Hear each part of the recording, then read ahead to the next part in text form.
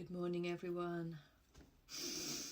I'm full of cold, flu, feel like poo, but I have something to share with you all today, and I'm apologise in advance because I've already got tears backed up. Ready. I can feel them. Where do I begin? As usual, last night I had this encounter. It wasn't a vision, it wasn't a dream. See, they're there already. It was an encounter. And I want to share it with you because it's the weight of this encounter is not just for me, but it's for everyone that wants to receive it. Last night I was trying to fall asleep, and instantly I'm in this kind of vision or this experience where I was standing on a stage with these enormous velvet curtains closed, and the stage was set and there was a band and there was people, and I knew beyond these curtains was the entire world. It felt like the biggest stage I've ever seen, and I was standing on it, and the butterflies and the nervousness and the anticipation that I felt in my gut was, I'm behind. And I kept saying, I'm behind the curtain. I'm behind the curtain, and they're about to open the curtains. There was this feeling of nervousness and, as I say, anticipation. This just deep knowing that this was always where my life was headed. Yet I was like, oh, geez, I'm nervous. I felt nervous. And then the scene changed, and I was in the sky, and I was going up this almost like steps or an elevator, and I was in a queue to the top, and everyone was taking their turns, and there was like rows of people just floating in the clouds either side, kind of like stewards or assistants. And when the person, I was like one behind the first person, and then they would drop into the sky. It was strange, like they dropped and they descended into these clouds, and they went to do whatever they were supposed to do.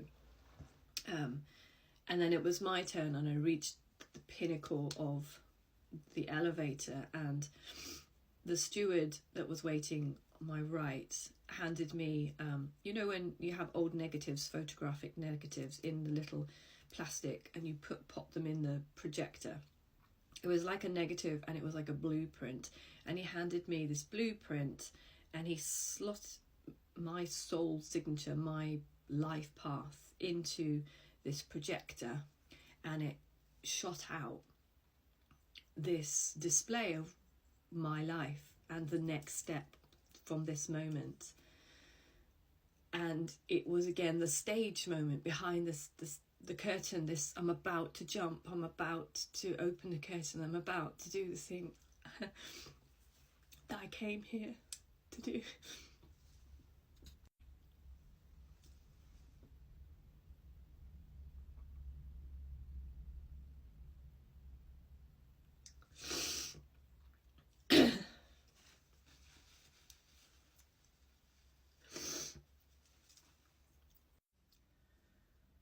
Sorry, I've been pressing the wrong button. So I just had to delete about 4 of me crying, and I don't know what I've done, but I just need to continue with this.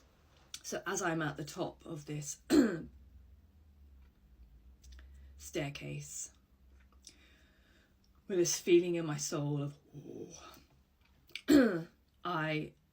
the assistant next to me says, Rebecca. As soon as he says my name, I suddenly realise I know this person, and I recognise him. And I say, hey, I know you. I hadn't noticed that I knew him before he said my name. It's like Jesus in the garden when he said, Mary. As soon as he said my name, it was like a button, and I was like, hey, I know you. I remember you. And he went, yeah, I'm part of your soul team.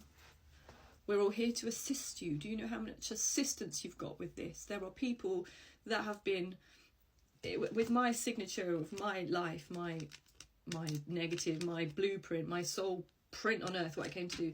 Other people were around me, and part of their path was to assist me and support me and cheer me on to this big mission, because we were all part of this mission. But there was all this support around me, and there was angels, and I suddenly realised I recognised everyone that was standing in this moment. And I was like, oh, you're all here, I remember you. He said, yes, do you remember?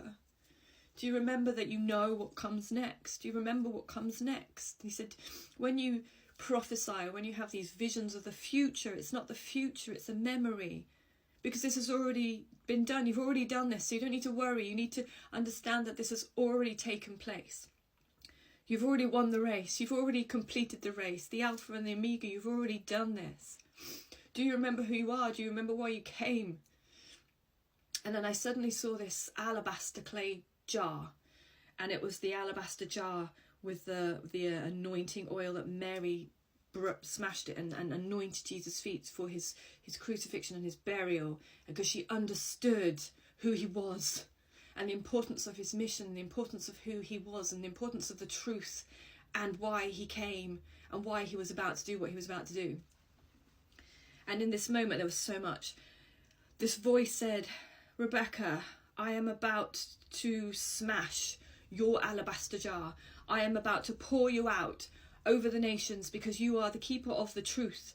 You are the wisdom keeper. You have the ancient scribes. You have the truth within you. It's always been there, and you've let it out in part. You've worked through all the difficulties. You've understood what truth looks like, how it feels, what's right and what's wrong, what resonates, what doesn't resonate, what is the truth of the kingdom. And now it's time for you to be smashed, and your voice is going to be poured out like oil over the nations. This isn't just a few people that are going to hear this, that it's going to cover the world. And I knew that was truth. And even though the weight of it, I was like, oh, but I'm supported. There's a supportive team. I could feel it. And this was all prepared, orchestrated. And I stood up, and I knew I was about to go. I was like, oh yes, I remember. And out of my belly, this rose up, this words I had to say. And I said, I want to see Jesus. And it went deathly quiet. Like you could hear a pin drop. And I was surprised. I was like, whoa, what happened there?